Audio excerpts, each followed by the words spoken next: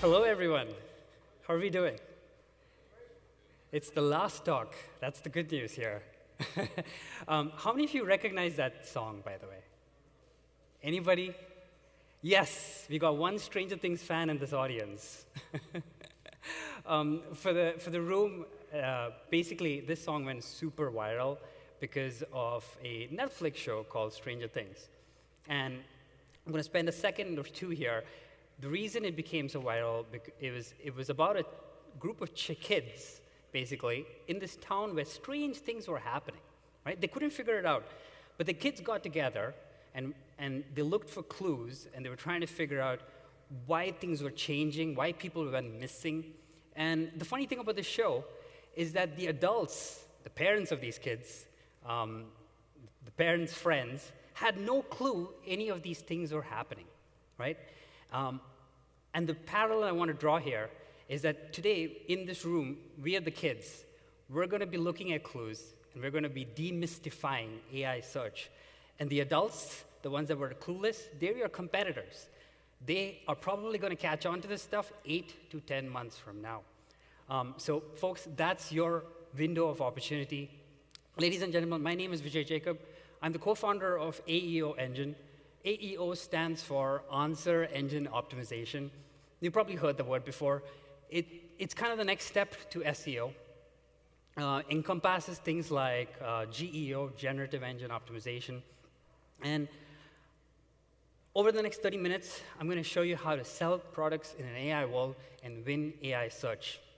So, quick show of hands, though, before I jump in. How many of you use ChatGPT, Perplexity, or any AI tool to research a product or a service before making a buying decision? All right, so more than half the room. Okay, so this, my friends, are exactly what your customers are doing now, right? And they're going to be doing this even more so over the following coming months. And by the way, this traffic is not junk traffic. We're seeing in our data AI referral traffic convert 9 times higher than cold Google traffic. A little background about me. I don't have a whole slide or anything, but I started 2 years ago a company called ProductScope AI. It was basically AI tools to create content, and I was bootstrapping it while my biggest competitors were all 50 million VC funded. So I was trying to figure out how to drive traffic. One of the things I did was to basically create AI agents that could create content, optimize content, and basically get clicks to my site. This was 2 years ago, by the way. And over 6 months, it generated over 60,000 clicks per month. I got over 100 plus subscribers, and 100,000, 6 figures in revenue. It was great for a one-person company that I bootstrapped, and that became, I want to say, version 1.0 of the system that I'm going to take you through today, 2 years after the fact. Do you have a point here? Oh. So today I'm going to take you through the system, step by step, what we took an 8-figure brand from having great organic traffic, but they were virtually invisible to AI, to ChatGPT, Perplexity, and things, to becoming, in less than 6 months, the #1 cited brand across ChatGPT, Perplexity, Gemini, and so on, across 9 of their competitors for the prompts they cared about. It led to a 76% share of voice increase, which means basically 4 out of 5 citations they were winning. It led to a 47% increase in sales, of which 15%, or organic sales, of which 15% was directly attributed to AI. I'm also going to take you through 3 traps to not fall into, because equally as important as knowing what to do is knowing what not to do. And at the end, there's a little bonus on how to borrow authority. Even if your site has no authority, how to borrow authority from others and get your content to rank fast. So I think everybody at this point, in this room specifically, knows AI is changing things. So I'm not going to spend any time on this. Kevin King, Dan Kurtz covered this in great detail. And the only takeaway would be the organic search and the paid search drop. What that means is over 60% of searches now are no longer resulting in a click. This is what the whole evolution of where AI search is taking that demand. Now, this is something that should actually excite you. In this slide, you'll see in this study, you'll see over the last 12 months, a 1,200% increase in AI to retail traffic. So that's basically AI traffic to Amazon, Walmart, Target. And if you remember what Dan Ashburn on the main stage said in his Omni talk, he said, if you want to win Amazon, you want to own the demand outside of it. And so this is now new demand you can tap into, this 1,200% increase, and it's growing. And in the same study, by the way, 73% of the people surveyed cited AI as their primary research tool before making a buying decision, basically the same sample size of this room. Now, I told you earlier, the traffic actually converts much more than cold traffic. We're seeing 9 times, but that's not just me talking. The CEO of Airbnb publicly stated that the traffic they get converts better than Google. Sean Frank, the owner of Ridge Wallet, I think most of you know this company, they do almost $200 million a year. Sean basically said a ChatGPT referred session on Ridge is converting at 12% for them, and it is almost $1.05 per visitor. And by the way, folks, this is happening in every single vertical right now. Some niches more than others, but it's happening directionally so. Okay, so remember I said we're the kids in that show where we're going to solve the clues. We're going to get clues. We're going to figure out how to demystify it. Clue number 1, where is AI citing from today? So this study basically took about 20 million prompts. It was done by SEMrush. This is an SEO tool. And they broke down the most cited domains by LLMs. And obviously, as you by now have guessed, number 1 is Reddit, right? So the number 1 cited domain is Reddit. What does that mean? If you're like me, you're probably afraid to be on Reddit because you don't understand it. But it is very clear that you need to be posting on Reddit, right? And not just slop. You got to, like Joe said in her talk, you got to go in there, find subreddits where people are talking about your product, pain points that your products solve, and then go and provide the value that will, and then obviously in your post, do a brand mention, drop your brand in. And number 2 is LinkedIn. And what is pretty cool about LinkedIn is the same study was done about 10 months ago. LinkedIn was actually number 6 on this list. They've moved up. So they're now number 2, which means you cannot afford to not be on LinkedIn anymore. If as a brand founder, you need to have a LinkedIn page. You obviously have to have a LinkedIn company page. You have employees, have them all posting on LinkedIn for you. Right below the Wikipedia is YouTube. Brett Curry covered this. Very important to be posting on YouTube. There's Facebook, there's Instagram, and then there's the usual suspects of news sites, the Forbes, the blog.google, and then Business Newswire, and so on. So clue number 1, we now know where AI is citing from. Okay, what else? Clue number 2 is, what's the kind of content that AI cites? Now, this blew my mind when I saw this. These are the 4 kinds of categories that AI cites in this study. Number 1 was best X listicles. So 43.8% of all citations from ChatGPT were best X blog lists, meaning, best CV shampoo, best project management tool, right? And even more wild was in that study, they found 34% of e-commerce AI responses were best X listicles from their own brand. So what does that tell you? They're self-promotional. They basically created a blog post on their blog about their brand and product being on top, and then comparing the other competitors in their space. Now, this is still working, by the way. I'm sure ChatGPT is going to catch on, but for now, this is still working. So number 2 category in this is how-to guides, 21.5%. There's product reviews, comparison pages, and the last one is news articles, 10% of citations. These are basically content that you syndicate via what's called PR newswire, whatever you want to call it, and they sit on high domain authority sites that are typically used for news syndications. So that's the second clue. Okay, so from here on out, I'm actually going to use a brand that we manage, and then show you how we took them from, great organic visibility. They do meta ads. They're, doing about 2.5 million a month, and we took them from barely visible. This is a screenshot of Ahrefs, an SEO tool. 6 months ago, they had almost no AI overviews, no ChatGPT, some Gemini, some Perplexity. And we took them to having all those citations, increasing the organic revenue, and more importantly than that, they achieved a 76% share of voice in their industry, in their niche, across 9 of the competitors they're tracking against. And it led to a 47.6% uplift in organic sales, of which 15% was directly attributed to AI. So we're going to call this company the Seaweed Company.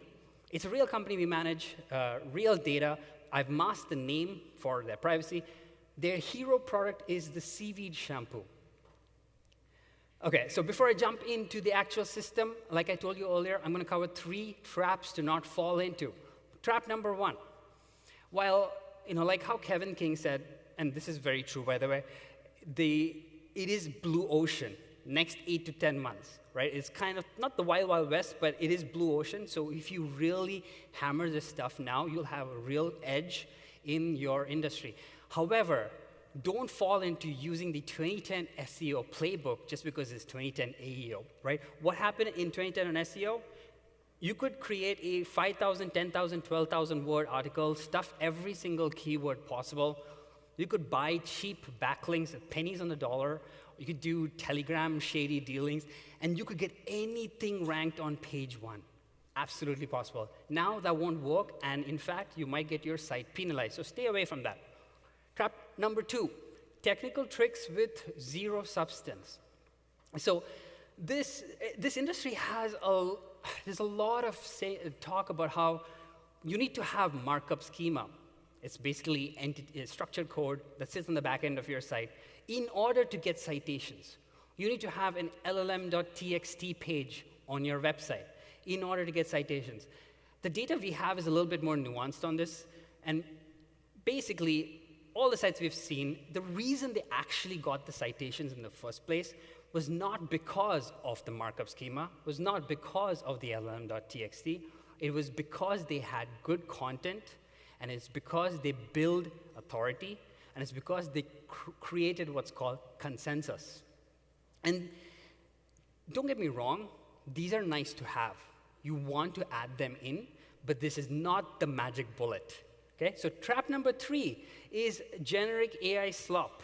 Most of you heard the word already. It's basically using AI to churn out hundreds, thousands of blog posts overnight in 24 hours, 48 hours, whatever it is. And you've seen a lot of people I don't know if you're on Twitter, but if you're on Twitter, you'll see a lot of people say, I created 18,000 pages, I drove 40,000 visitors. What you never hear about these stories is what happened to that traffic 30, 60, 90 days into them getting it. And I know the answer because I did it myself 2 years ago. Remember I told you, I ran a SaaS company, Productscope AI, that drove 60,000 visitors. A lot of those strategies were programmatic SEO. And I had that traffic much longer than people will have it now because not a lot of people were doing it 2 years ago. So I had that level of traffic for at least 8 months. But what's going to happen is Google is going to take that away from you. So trap number 3, AI slop, focus on quality, not quantity. Okay, so the system we're going to go through today, it's called the RAMP Playbook.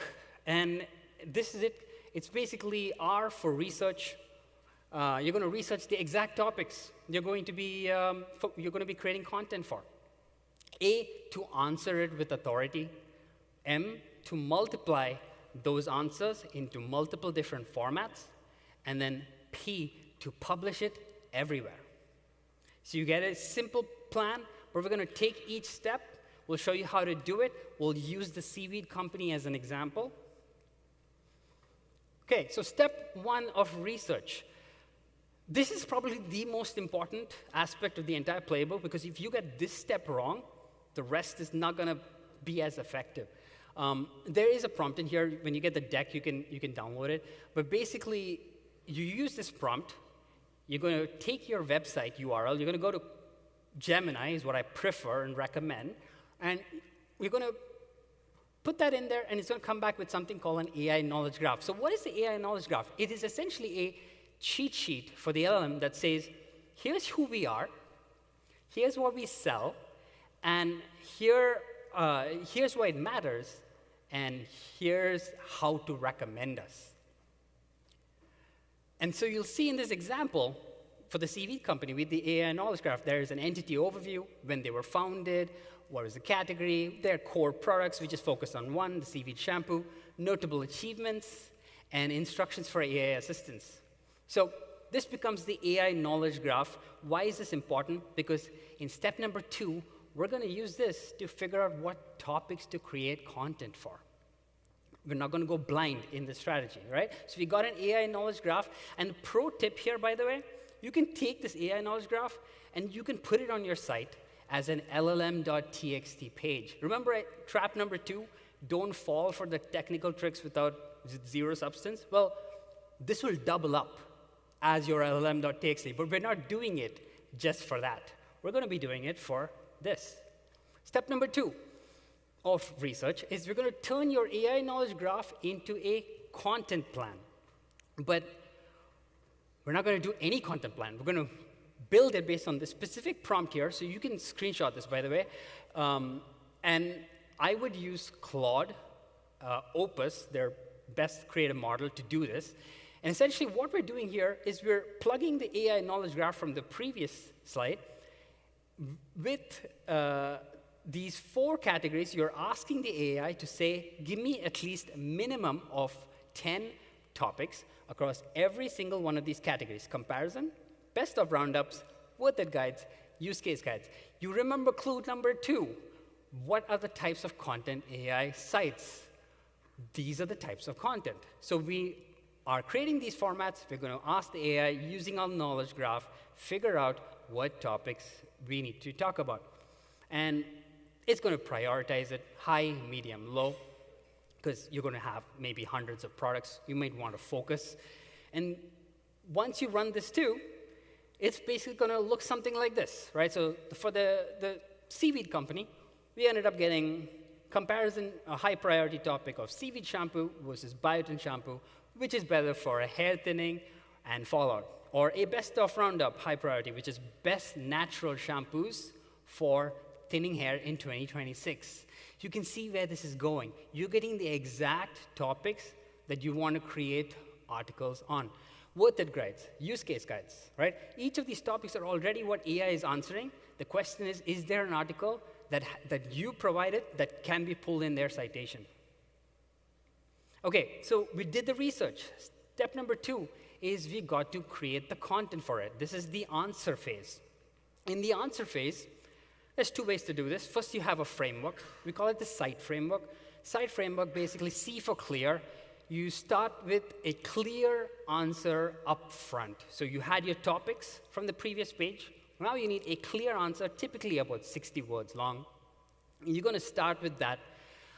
In the site framework, I stands for intent matched. Now, what does that mean? It basically means that in the structure, the outline, the brief of your article, you're going to choose a bunch of headlines, right? These are H2 headers, they call them in an article. And there's an impulse to have these headers be marketing language or salesy language. Don't do any of that.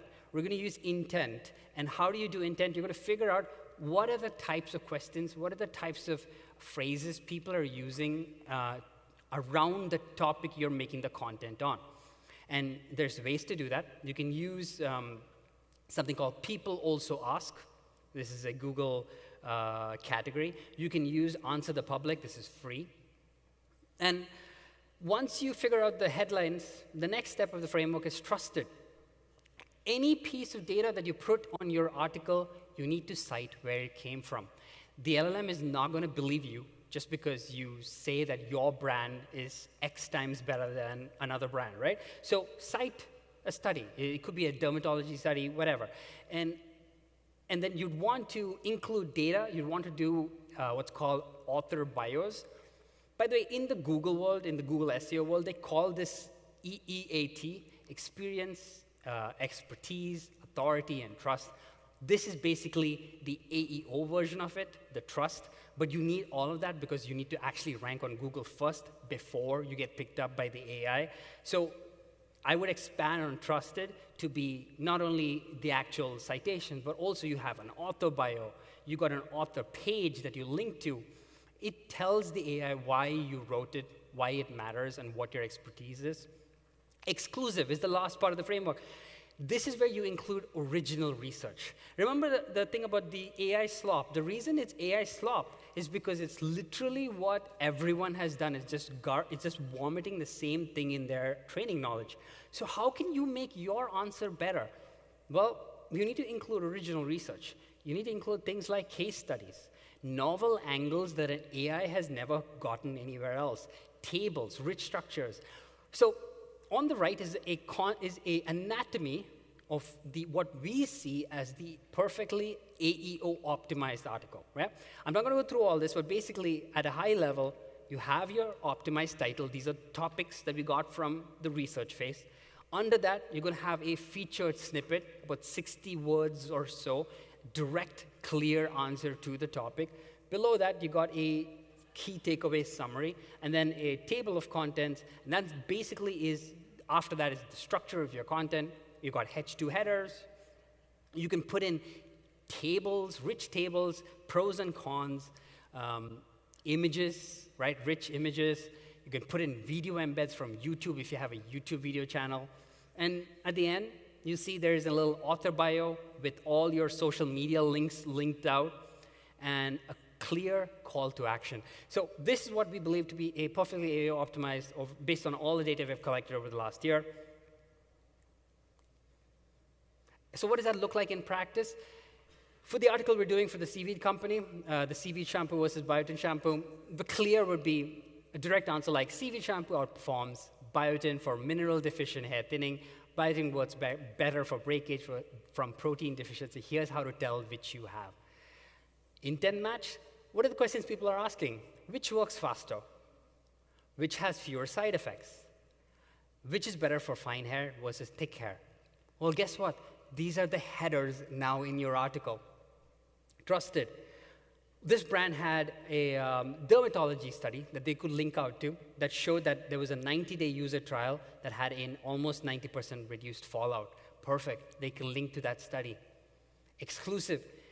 They had first-party data from their comparisons. They had over 22,000 customer reviews that they could now mine with AI to create a comparison table that could be embedded into that actual article.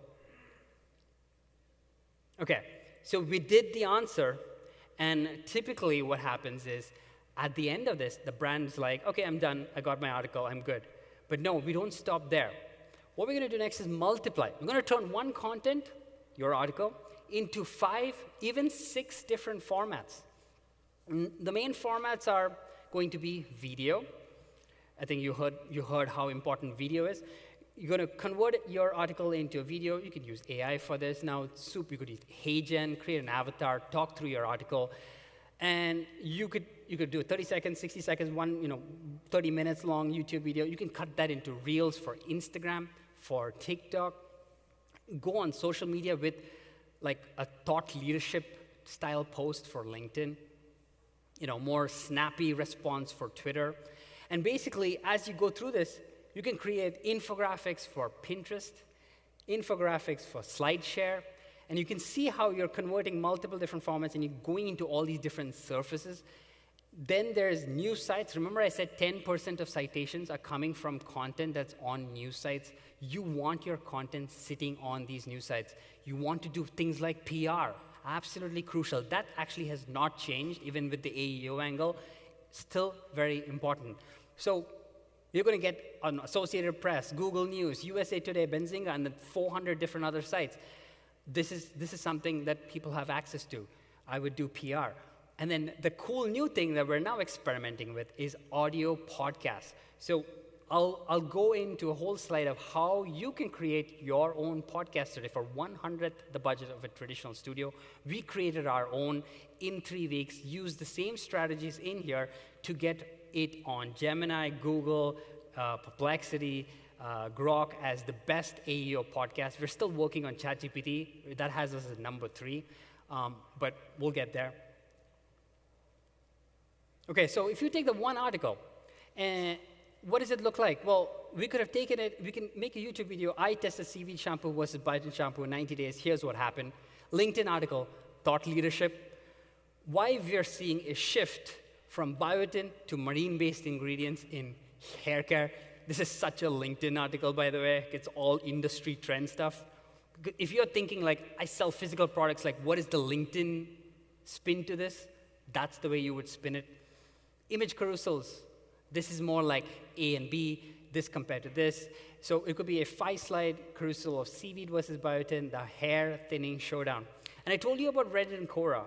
Super important to be answering in subreddits, in Quora forums, where people have this specific problem. People are asking questions about it, right? And so you want to go in there and don't just drop your link, your article link. You're going to provide some value, a couple of lines, look at what people are saying, see what's getting engagement, post in there. You could have a VA do this. You can do agents with it, but you need to be getting in on Reddit and Quora. Absolutely crucial and is required. Then the last is podcast. If you can take one thing away from this, create a podcast, start putting episodes out. I'll tell you why it's super useful. Okay, last step of the playbook is publish. What are we going to do with all these formats and answers that we created? Well, we're going to publish it everywhere. If you remember what Dan said, right? Omni. We want to be everywhere. We want to be search everywhere optimized, not search engine optimized. And so we're going to take our LinkedIn article, post it on LinkedIn. We're going to go post it on YouTube. We're going to do Reddit. We're going to do PR syndication, right? We're going to do all these things. And that is the RAMP playbook. So I told you I'm going to take you through how to create a podcast. This is super cool. We've done this for about 4 weeks now, and we're already seeing our authority go up. I'm getting calls, discovery calls, and I ask them, how do you find out about us? Oh, through ChatGPT. And this is now happening more than ever. So how it works, this is pretty simple to do. I'll break it down. We already did the research. You have the topics. You know what you want to create content for. You go into this, this tool called Notebook LM, and it was touched on in the previous talk. You use this tool, it's phenomenal. You can upload your article in here. You can upload YouTube video URLs. You can put PDFs, you can whatever. You can throw everything at it on that topic, hit what's called deep dive conversation, and Google's Notebook LM will take about 10, 15 minutes, process it, and provide a audio overview. It's basically a podcast between a host and a guest, talking through your content, right? Like an actual podcast.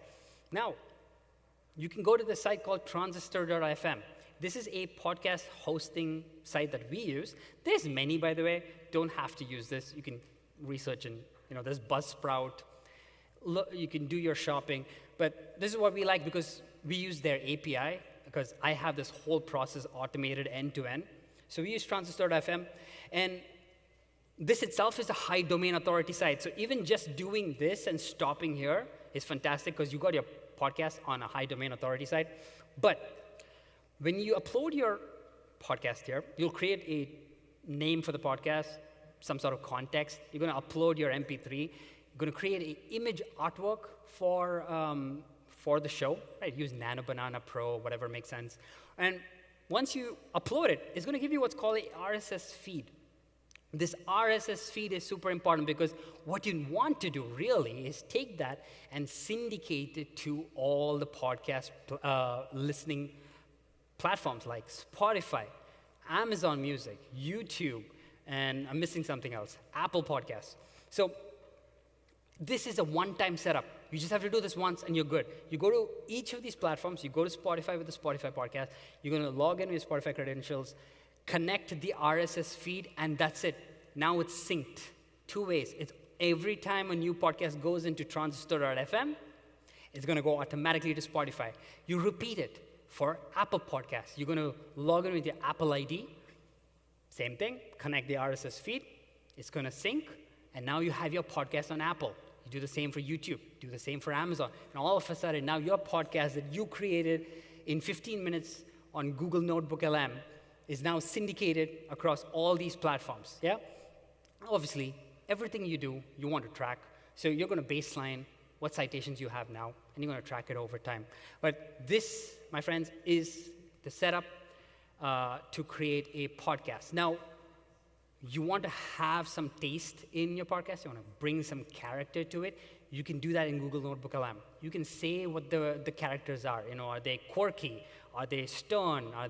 You can build all that in, because at the end of the day, people like interesting talk, but people also connect to people. So even though it's an AI to AI talking, you want them to have characters. You can build that all into Google Notebook LM. All right. So you're probably thinking, how does a shampoo product brand create a podcast? It doesn't make sense. Nobody's going to listen. And you're right. Nobody will listen to a shampoo podcast. But what is this brand actually selling, right?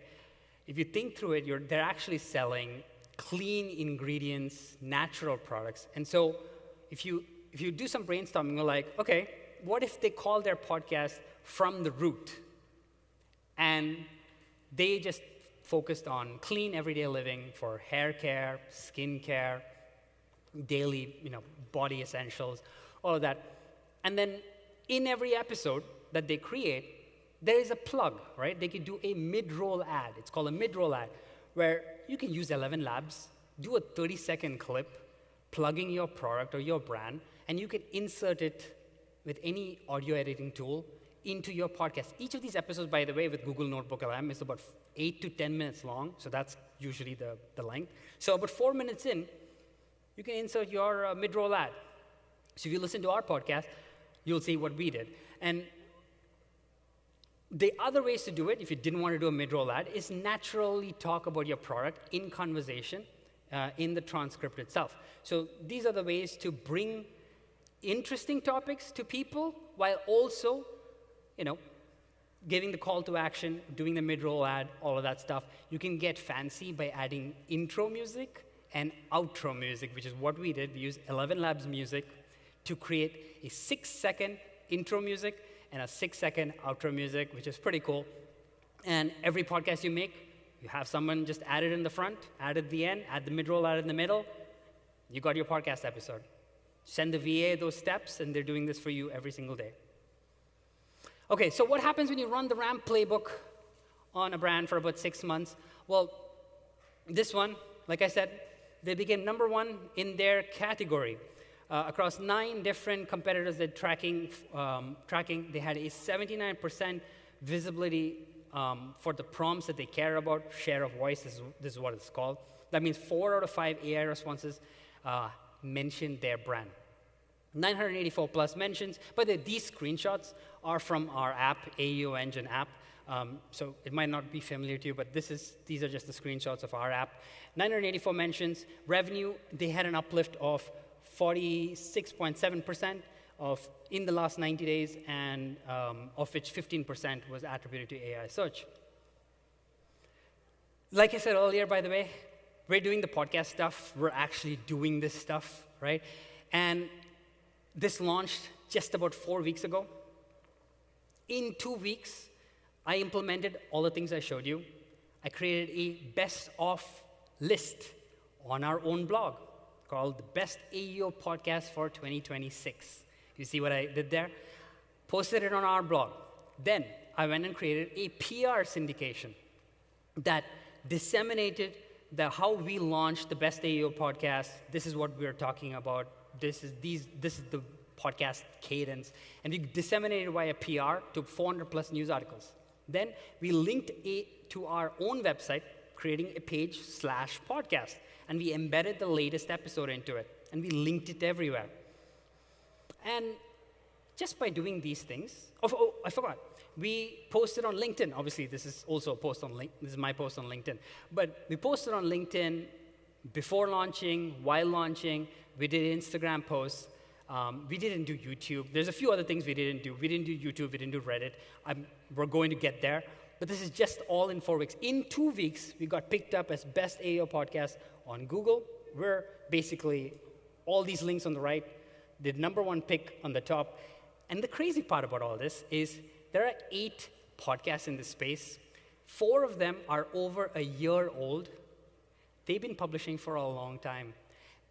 And we had about 40 podcast episodes, about 35 days, about 30 days in, about 40. We were doing about 1 to 2 a day. And yeah, so this is all possible. We were #3 on ChatGPT last I checked. And just to wrap up here, if you're not measuring, you don't know if you're growing, right? So the 4 signals you need to measure in AI search that matter, you can screenshot this. The last one is actually wrong. I couldn't change it in time. But I'll tell you, the first one is referring domains. This is your site authority. You can look up any site, software like Ahrefs, SEMrush. It's got this concept called referring domains. How many domains are referring to your site? The study basically looked at it and said, the more referring domains you have, the more citations you're going to get. Brand mentions, same thing.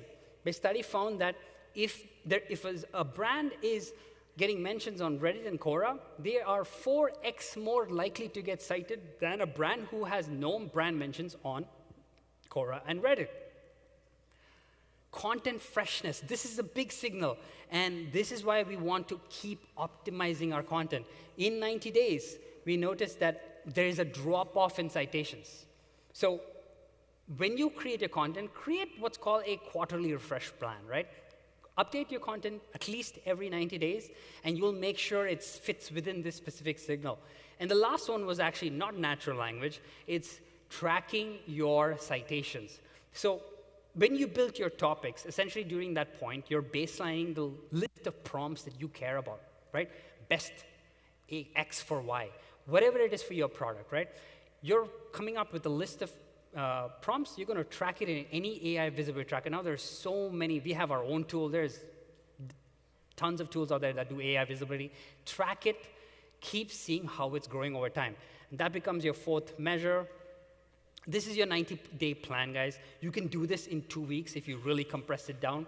But days 1 to 30, focus on research. Figure out the AI knowledge graph.